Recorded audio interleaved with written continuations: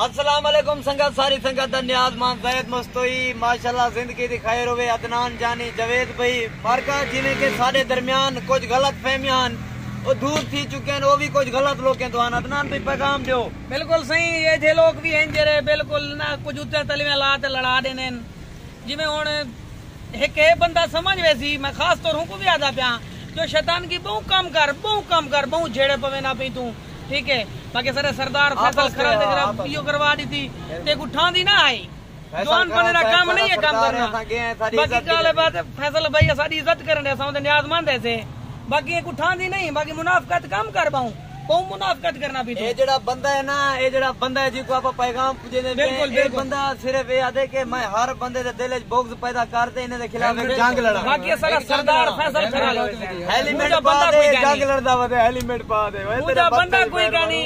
पर कुछ लोग ऐसे हैं जो बात तो की में आदे हूं था लिए खम देन उठई भांक दे। हकीकत गाल है अदनान भाई